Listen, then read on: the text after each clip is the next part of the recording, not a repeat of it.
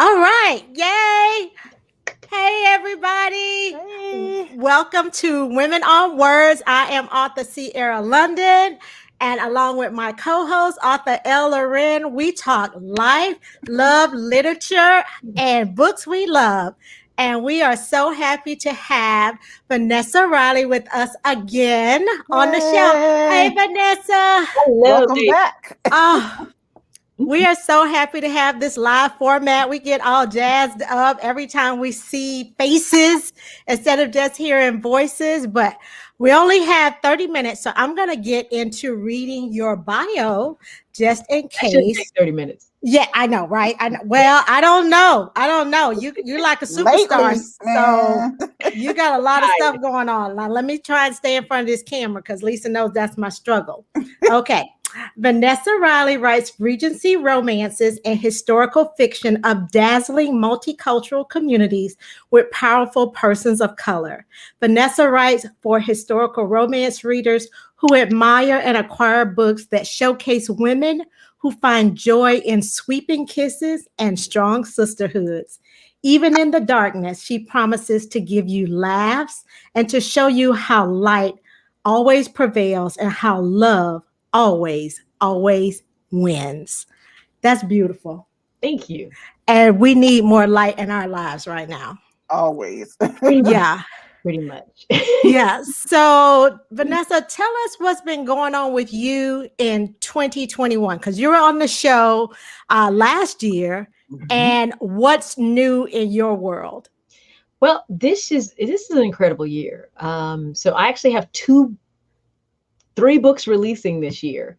Wow. And so it's a nonstop back to back to back, plus working on books that you guys will see in next year. So it's the you know the cycle, right? You guys are Yes. pumping them out, and how it's an 18-month cycle in trad publishing. So you're working on books that are like coming out in the next 2 years, and Yeah. it's a sort of a rat race. But it's a Okay. rat race. So don't get it twisted. I'm Okay. All right. saying. Well, we're not mad at you now. We're watching your hustle and we're watching your marathon, and that's a beautiful thing. Now, last time you were on the show, you talked about a Duke, the lady, and a baby. Mhm. Yes, with that beautiful cover. And now you have another book out. You want to tell us a little bit about the Earl, the girl, and a toddler? Absolutely. All So right. when we last left this world, the Mhm. Rogues and Remarkable Women's series, once again, there's this secret organization called the Widow's Grace, and their purpose is to save women who've lost their husbands and they're being defrauded by the family, the late husband's family. So Mm. they may take their children, they may, Wow. keep their monies and all these sorts of things. So it Hmm. just was a common thing. And one of the common things was if you could prove, and prove I put in quotes because you didn't, Mhm. it wasn't that much proof. She read books. Oh, she's crazy. They could commit you to bedlam to move you out of the way and to control any assets that are in your name personally. Typically, when you married, all of your assets are now controlled by your husband. And so Mhm. it's a gray area when that husband dies because your dowry is supposed to be is now your widow's dower, which is the money you're supposed to live off of. Yeah. That's being administered by this family who may not have liked you, may not have liked the fact that their son has married you, or they may even blame you for the reason that son is now dead. Huh. So there's a whole level of complications, and Widow's Grace is trying to solve that. The head lady, Lady Shrewsbury, has a beloved nephew named Daniel Thackeray. Daniel Mhm. Thackeray, you'll see he's the hero in An Earl, the Girl, and a Toddler. And he was the reserved barrister, right? So he had to do some antics in book one. I'm not going to spoil that. If you haven't read it, please go out and That's right. Go read it. get it. But that little escapade let him see he's been missing out on life because Mhm. he's a widower. He was going to marry a woman that he'd been corresponding with through letters, a woman from Jamaica named Phoebe Dunn. And so he's standing on the docks and he's waiting for Phoebe to come. And the Minerva, which is the ship she was on, actually got caught in a hurricane and went down. Oh. Only two survivors. And so you literally, I put you in Daniel's skin, and he is on the docks, and you're waiting to find out, is he going to, is Phoebe alive? Because, you know, he loves this woman. I mean, I think, and I love Daniel as a hero because he's just that sentimental. Could you think about it? They've been corresponding for 18 months, and he is totally in love with this woman just by the letters that they've been sending each other. He has a sketch of what she looks like. So, I love that. so he's just waiting. And when it's finally his turn, I'm going to, you know, they look at him, and there's two survivors, and one is this black child, a beautiful black baby. And so they give it to him because he's the only black man on the docks. Oh, wow. So they automatically assume But it is. Yes. Yeah. And, we related. You know, and some of us play cousin. Yeah. Got it. You know, you're walking down a hallway with someone, and there may be like 3 or 4 feet between you, but people automatically assume that you're with them. Yes. And so I got to use that little trope in this thing. And so Daniel has this beautiful baby is now in his arms, and he's like, "This ain't Phoebe." Where is Phoebe? That's what I came for. That's what I want. That's what I came for, right? And then in his mind, he's like, "Well, she did say she was bringing me a surprise." Okay. Okay. Daniel real understanding if that's where he's going. I love that. He's you know, there's a shock because now he realizes that Phoebe didn't make it. And so he's got this beautiful black baby in his arms, and he knows that if he does not accept this child, the child could be abandoned. The child might even be, which happened was they would sell them to the brothel and raise them to be an exotic, because that's one of the little naughty little secrets of the Regency. Them people was freaks. And and the exotics were mulatto, were black women in the brothels where people had certain affinities. And so Daniel knows this is a possibility. So he steps up and he decides, you know what? This was Phoebe's surprise. I'm hurt that she didn't trust me enough to know that she was going to be bringing a baby, that he would have accepted it because she's part of Phoebe, but I love Phoebe. And so he steps up in that moment, and you get to see that. Yeah. And then you see over in a hospital, one of the oldest hospitals in England, that's right in this city called Portsmouth. There's a woman there, and she has no memory of who she is. They're trying to get her to certain things, and she is angry. You know, she's PO'd because nobody will believe the story she's saying. And so she just gives up, and she's like, they're going to commit me to Belgium. I don't care anymore because I've lost everything, because she's the other survivor of the millennium. Wow. Lead you back up to the present, and you see where these people are in their lives. And Jamila St. Mar is our fun amnesiac that we met in book 1. She's now in book 2, and she's determined to figure out who she is. And the man who rescued her from Bedlam, her and Patience from Bedlam, is Daniel Thackeray. So she knows he knows more, because why would he rescue him? What was, there's millions of people stuck in Bedlam. Why did he rescue her? What does he know that he's not telling her? And at this point in time, Jamina has been gifted 20,000 pounds, which was a fortune. Yes. So now all the people in London are like, ooh, look at this heiress. She's pretty. She don't know who the heck she is, but she's cute. And, and so she's got these men now that are following her, but somehow she's only interested in this one man who won't tell her And, I love it. Yes. I love it. One little last thing I'm going to say before I shut up. Daniel has just now inherited the earldom from his late uncle. Uncle tried everything short of killing Daniel to keep him from inheriting, because he did not want a black man to become the next Earl of Ashbrook. But now Daniel has succeeded. He's now the Earl of Ashbrook, and he had balanced his world as being a barrister, and he, how to navigate the town. But now he's got all this spotlight on him, being the Earl, because he's got money, he's got power, he's got this title, and now a lot of people who might not have looked his way are now looking at him. And he's trying to balance all this attention, because he doesn't like attention. He likes to be under the radar. Oh, love it. Fascinating. I I can't wait know. to get I into know. All it. right. All right, Lisa, it's on you. Well, Miss Vanessa, Mhm. I usually, this is not my genre, but the way you talk about your books, I am so excited to read it. I can't Thank wait to you. get into it. Thank you. And the last time you were on the show, it triggered me to start paying attention to that era. And I know that Bridgerton's is like super popular right now. And it might not be the same exact era, Oh, it's the but same one. Same one. how did can you tell us how the popularity of Bridgerton's has helped you in your book sales and help you market your books? I think it is now thrown more spotlight because if you liked Bridgerton, there's the story is incredible. It's actually the Duke and I is what it's based on is one of my favorite of Julia Quinn's. I just love the story because the whole I when I get nervous I stutter. I love a hero that's got a little issues, right? He's got this problem with his father. I mean, just he's got the lovely set of baggage. So I already love the story. But then you bring in Regé Jean Page, and I'm really loving the Woo! story, right? Yes. Oh Okay. my goodness. Okay.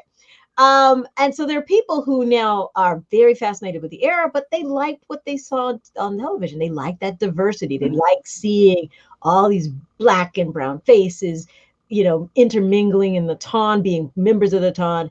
And so they're looking for books. And so I'm one of the authors now that they look for because I've always had a diverse cast in all of my books. And so that's wonderful thing. It's opened people's eyes. There are people who like you like Loren, they not really weren't into historical romances, or they've seen things on TV and they said that's not necessarily for me. But now Bridgerton has kind of said, well, maybe it could be. Maybe these are some interesting stories. And so I welcome all these readers. Come, please, please come. Yes. A book, and I think you'll have fun. The Rogues and Remarkable Women series is kind of, there's a lot of tongue in cheek, there's some humor to it, but there's some serious issues because particularly in this one, we're going to talk about colonialism. We're going to talk about the ramifications of how all or many families earned their money, from their Mhm. holdings in the West Indies, and I say holdings with the quotes on it because those holdings Right. are plantations typically, and then when they're plantations, it means they had free labor. And how did they get that free labor, boys and girls? It's Right. Right. Yeah.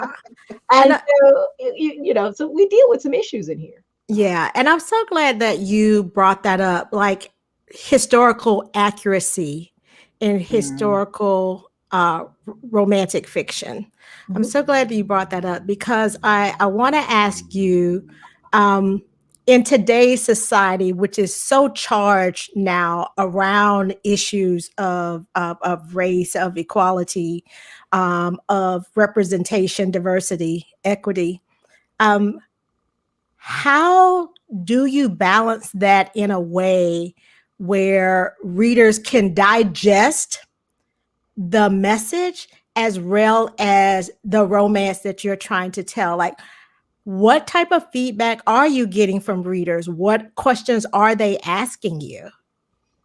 Um, it's changed over the years, right? So when I was first writing, I used to get, this is a great story, but it would never happen, right? And Mhm. those types of reviews. And Mm. so Beverly Jenkins actually counseled me and said, make sure you do an author's note to give Mhm. people, to answer those questions, because there's no better time to inform somebody about something in the world when they've read a book. They've had an enjoyment, they've read a book, they're open. Excellent And if they point. flip to this author's note and it's very Yeah, detailed in the topics and whatnot, I that's where we're agree. going to reach them, right?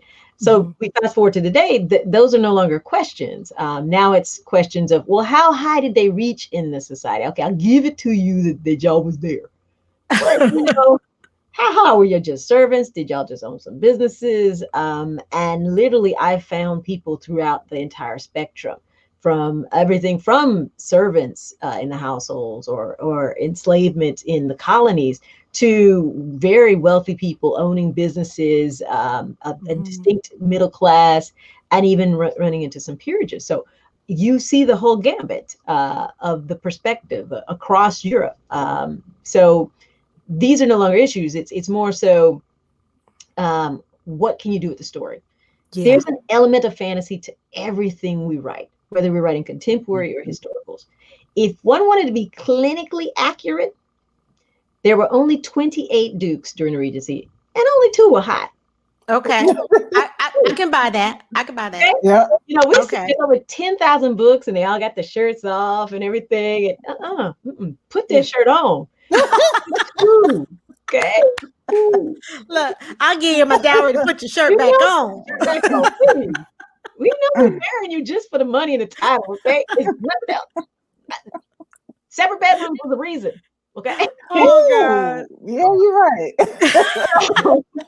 So there's an element. I mean, and if you want to get real clinical, some people had an issue with daily bathing. Some people had issues with teeth. Some people had a whole bunch of venereal diseases. Mm. How accurate do you want? Right? We're not even going to talk about the bald-headed, powdered, all these different things. Like, Yeah, we don't want to know the background, all Keep of that. the We want the fantasy flowing. fantasy. Yes. Like I'm already closing my eyes like it hurts. So yeah, keep the fantasy coming. So that historical accuracy is, how accurate do you really want it? And at certain times, there's a bar saying, okay, we only want this accurate, but not this accurate, or you get to use these sets of facts, but not these sets of facts. And now I think that's more open. Use the facts that you want, but you got to be very clear on where's your part, where your line is of fantasy, and where your line is the bits and pieces. Because when somebody reads a historical romance or historical fiction, they want to be in that world. Yeah. So get as much as you can. I believe in getting as much as you can, right? So I'm going to, from the atmosphere. So when you're walking, you're going to be in the whatever shoes that they were wearing, and the fabrics and the clothes. You walk into the houses are decorated as they should be. The politics of the day are, those kind of, everything that you can research and figure out, throw that into the book, because that adds to that element. But as much as one would like to think that a duke is going to marry a maid, I haven't. Yeah. But, it's part of the fantasy. So the thing is, you're telling a story that you want to entertain people. That is your primary purpose. You want to entertain people. You want to give them that moment of just to escape, because people read for escape. Yeah, they want to read a textbook. They'll go pick up a textbook. They're not buying my books for textbooks. They may happen to learn something, because I try and be as accurate as possible. And once again, I give a detailed author's note to kind of give you references of why I chose certain things or who I included, etc. But the end of the game, if the story's not engaging, if the story's not fun, and if it doesn't take you someplace, there's no real point. You've got other choices. And so when you're reading one of my books, as I know when I read your lady's books, you take me someplace. Yeah. It may be contemporary, but it's still cool. There you have it. So I love it. I love it. So we get to use our imaginations. Historical authors need to use our imaginations.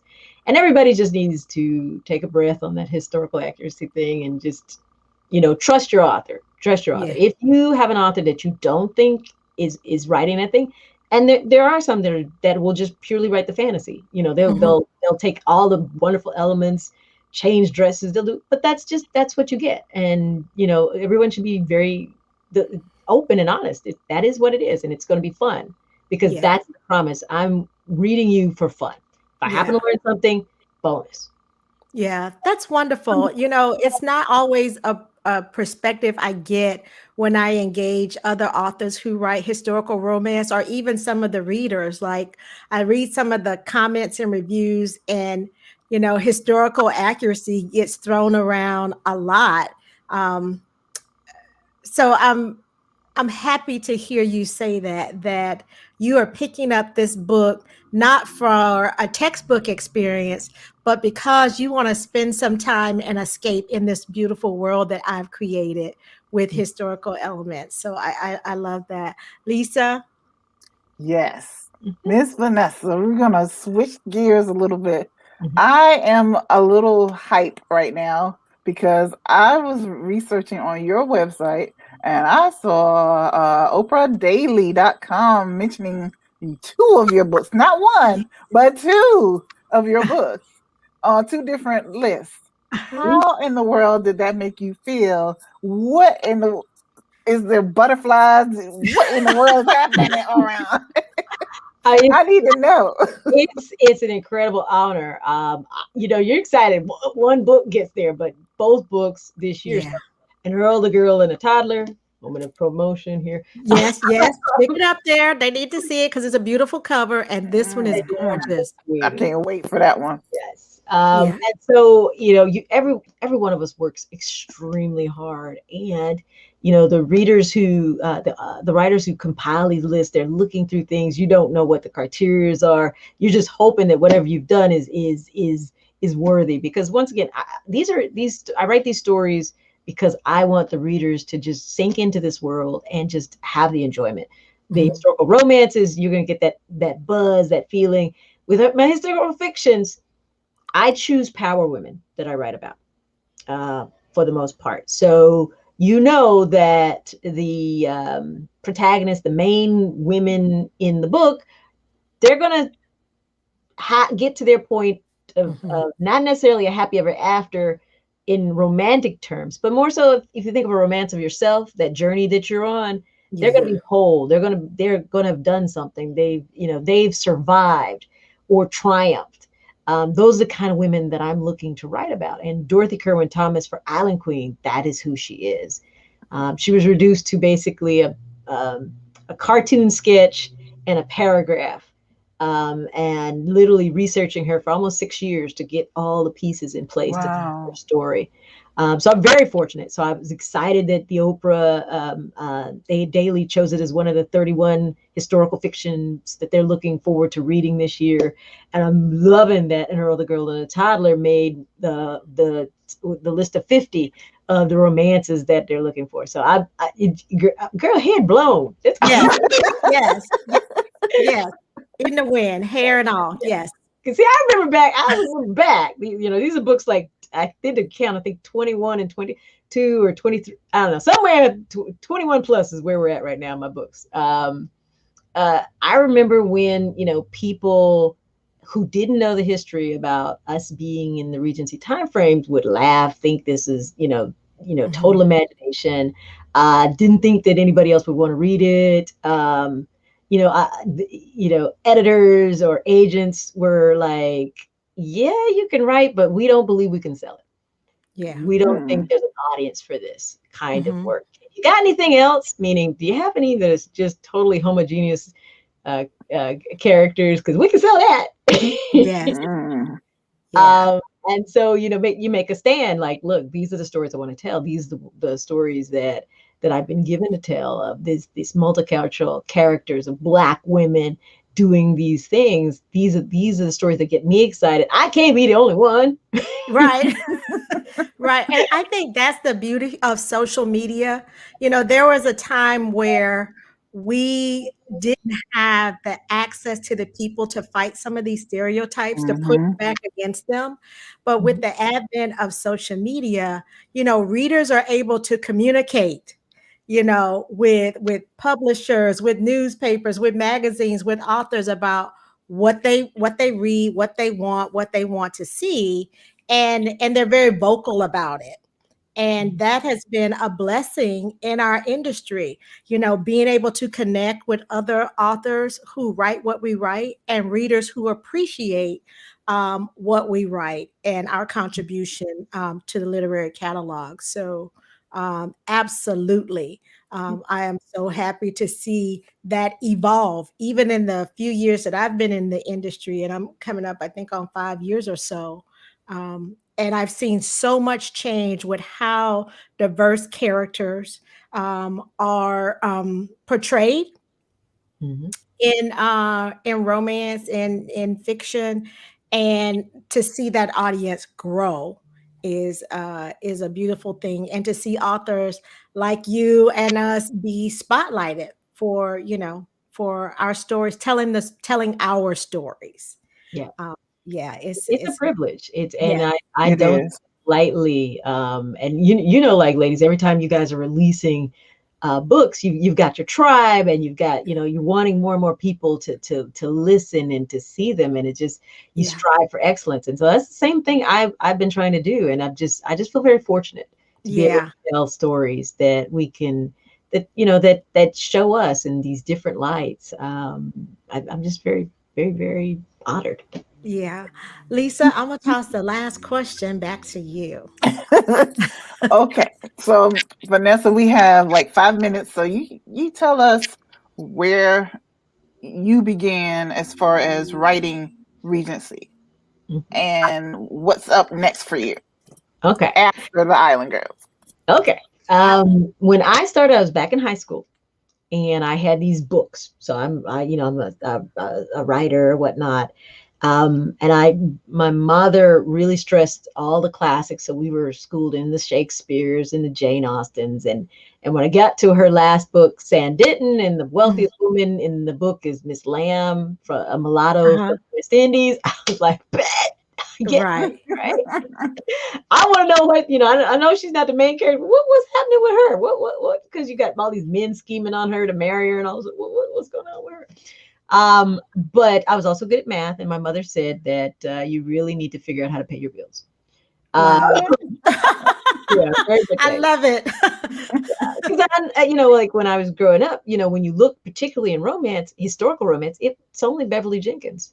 She's been holding it down, and Brenda Jackson in the contemporary space, and it's like you don't see a swath of us at that time frame, so it didn't look like this is a career for me. So I went with the math and school and all these sorts of things. But your gift never goes to sleep. That is true. Always looking for an opportunity, and so. I had a difficult pregnancy, and I had to sit down off my tail, couldn't really do anything for a while. And I had these notebooks. I started picking up the notebooks. And so I was like, I can do this better. I got more, I can do this right. So I start writing and writing and writing. And it was a very slow start. I always can talk well. So I got, went to a conference and had talked some big game to a publisher, and the publisher didn't accept unaged manuscripts. So she made like one of the top agents in the industry call me up. I was like, get the call. All right now. Katie, I didn't know what I was doing. Head hopping all over the place. Girl, it was hot, man. But this particular person looked past the little bit of genius that was in there, and looked more so at me and said, "You'll never get it. I've worked with people like you. You never get it. There's no choice. No, you got some great ideas. Go find your co-writer." Oh yeah, girl, it was hard. It was harsh. Wow. So I actually rewrote that book 125 times and ended up getting that published. Got an agent after the fact, and so things are happening, but the browner my stories are becoming, the harder sell it is. And so you get to a point where you got to put up or shut up. If you believe that your stories are worthwhile, if you believe that there's an audience out there, and agents and editors are not seeing the same thing, you got to indie publish. And I indie published. The Bargain was my very first indie publish book, and within like the first 2 weeks, over 1,000 copies were sold. And so that was the beginning of like, hey, I ain't crazy. That's right. That's right. Wow. And just kept at it, kept working at it, and so now we're, like I said, we're up to 22-ish, 23-ish titles, and the audience is now there and growing, and more people are picking things up and like, okay, let me see what's going on here. Let me see what these stories are. So it's been a journey, but it's all about when you believe in you, and you've heard what you've heard in your head, and the Lord has said, these are the stories I want you to write. You got to go with it. And so this is what you're seeing is the manifestation of living my truth, of going out there and saying, these are the stories. Here's somebody in the world who like these stories, and the world is starting to say, hey, these aren't bad. Wow. Well, Vanessa, thank you so much for joining us again on the show. We always learn so much, not just about our own history, but about you. Thank you. And I want you in about 15 seconds to tell us where we can find you online, or if you have a conference right quick before we wish everybody a very happy Mother's Day. Okay. VanessaRiley.com has everything. Go to my events page. You will see all of the events because I think I have something coming up. The Decatur Book Festival is up next. It's so many different events. And to answer Loren's last question, Sister Mother Warrior will be the next historical fiction. That's based on women that helped shape the Haitian Revolution. Awesome. Oh my God. Yeah, that is absolutely awesome. Well, everyone, thank you so much for joining us for tonight's episode of Women on Words. Our sponsor for tonight, Vanessa, hold up your books one more time now so they'll know where to go and get Island Queen. Island Queen, July 6th. And yes. The Girl and the Toddler is out now. Yes, and then our sponsors for tonight are gorgeous.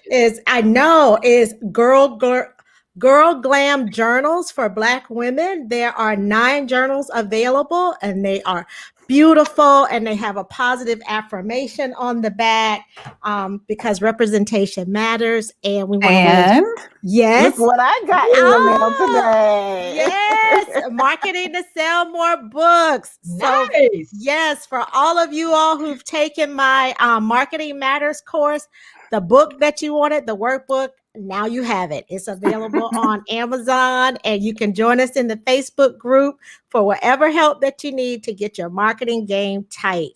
So thank you so much for joining us, Vanessa. Happy Mother's Day to you. And thank you so much, Lisa. As always, my partner in love and literature. And we will see you next Thursday at 7 p.m. Eastern Standard Time. I know, right? So I told you those Facebook ads. I've been working on them all day. I had everything all messed up. Wonderful. All right, ladies. Until next time, be awesome, be amazing, be wild. Bye. Bye, everybody. Thanks for joining us.